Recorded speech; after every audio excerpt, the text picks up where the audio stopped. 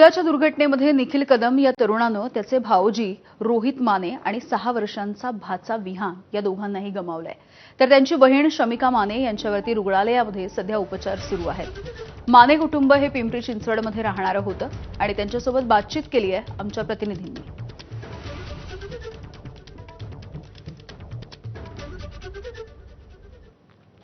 आजच्या पूल दुर्घटनेमध्ये माझ्यासोबत एक अशी व्यक्ती आहे की त्यांनी त्यांच्या बहीण सध्या खूप गंभीर जखमी आहे आणि त्यांनी त्यांचे भाऊजी आणि त्यांचा भाचा हा गमावलेला आहे। आम्ही तुमच्या दुःखात सहभागी आहोत। खूप वाईट संपूर्ण महाराष्ट्र हळहळला आहे आजची परिस्थिती बघून। नेमकं आजचं जी वेळ होती ती कशी घडली आणि त्यामध्ये म्हणजे कुठून आले होते हे, आणि आज फक्त फिरायच्या निमित्तानं बाहेर पडले होते? फिरायच्या निमित्तानेच बाहेर पडले होते ते, पण या लोकेशनला येतील हे माहिती नव्हतं पहिली तर।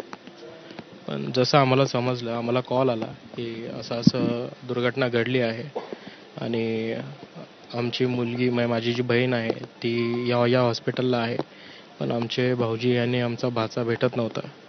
त्यामुळे आम्ही घटनास्थळी गेलो। घटनास्थळी आम्हाला समजलं की लोक अडकलेली आहेत खाली पुलामध्ये। तर अग्निशामक दल आणि ते सगळे आले होते तिथं, त्यांचं काम चालू होतं, त्यांचं रेस्क्यू ऑपरेशन्स चालू होते। मग तोपर्यंत आम्ही पवना हॉस्पिटलला आलो। तिथं माझ्या बहिणीची हालत बघितली, ती गंभीर जखमी आहे, तिचे दोन्ही पाय फ्रॅक्चर आहेत, तिचा हात फ्रॅक्चर आहे। साधारण एक 7 वाजता आम्हाला कॉल आला की तुमचे एक नातेवाईक आहेत ते रेड शर्टमध्ये होते, तर तुम्ही त्यांना आयडेंटिफाय करू शकता का? तर आम्ही त्यांना आयडेंटिफाय केलं आणि ते माझे भाऊजीच होते। अजून थोड्या वेळाने आम्हाला समजलं की आमचा भाचाही सापडला गेला आहे त्याच्यामध्ये। मग तशा प्रकारे आम्हाला समजलं की ते दोघं पण नाही राहिलेत, पण शेवटी आता वेळ येते, त्याला कोणी काही करू शकत नाही। काळजी घ्या, तुमच्यासोबत आहे। कॅमेरा पर्सन अनिल पवार सह वैभव परब, एबीपी माझा, तळेगाव। कुंडमळामधल्या पूल दुर्घटनेच्या नंतर तळेगाव दाभाडेमधील अथर्व रुग्णालयामध्ये 17 जणांना उपचारासाठी आणण्यात आलं होतं आणि यामध्ये योगेश बंड्रेलो यांच्यावरती सुद्धा उपचार सुरू आहेत। योगेश आपल्या पत्नीसोबत इथे फिरायला आले होते आणि त्याच वेळेला ही दुर्घटना घडली आहे। मृत्यू डोळ्यांदेखत पाहिल्याची प्रतिक्रिया योगेश यांनी दिली आहे। कुंदमळ्यात पूल कोसळून दुर्घटना घडली आणि त्यात अनेक जण जखमी झाले आहेत। त्यातलेच योगेश हे एक आहे। ज्यावेळी पूल खाली पडत होता त्यावेळी ते सगळं त्यांनी डोळ्यादेखत बघितलं, अक्षरशः मृत्यू त्यांनी डोळ्यादेखत बघितला। योगेश, नेमकं काय काय काल घडलं होतं आणि तुम्ही नेमके तेव्हा कुठे होता? मी आणि माझी मिसेस आम्ही दोघं चाललो होतो पुलावरून। आम्ही अक्षरशः गाडी गर्दी असल्यामुळं 600 मीटर मागं लावली आणि म्हटलं, मी माझ्या मिसेसला म्हटलं की आपण चालत जाऊ। तर आम्ही 600 मीटरवरून चालत निघालो, गाडी आम्ही मागेच पार्क केली। आम्ही 600 मीटरवरून चालत निघालो।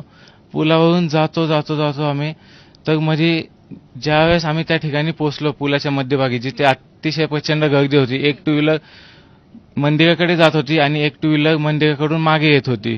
तर त्या दोन्ही टू व्हीलरला जागा नसतानाही ते लोक खूप गडबड करत होते, लोक पण प्रचंड गर्दी करत होते। आम्हाला पुढे जायचे, थांबायला कोणीच तयार नव्हतं। किती लोक होती त्यावेळी त्या सगळ्या परिसरात? त्यावेळी अंदाजे असतील 5,000 तरी लोक असतील परिसरामध्ये। पुलावर 1,000 ते 2,000 लोक होती। सगळेजण आम्ही मंदिराला पाया पडायचं म्हणून त्या पुलावरून निघालो आणि पुढे इतकी गर्दी झाली आणि तो पूल अक्षरशः हलत होता, असा इतकं जड म्हणजे त्या पुलाला सहन झालं नाही आणि तो अक्षरशः पूल पडला लोकांच्या गर्दीमुळं, टू व्हीलर घालण्यामुळं, नको ते गोष्ट त्या ठिकाणी करण्यामुळं ते पूल अक्षरशः कळलं। माझ्यासमोर 3 लोक मेली माझ्यासमोर। ते पुलाचे जे रॉड होते ते त्यांच्या पाठीवर पडून ते अक्षरशः त्यांचे मणका तुटले। इतकी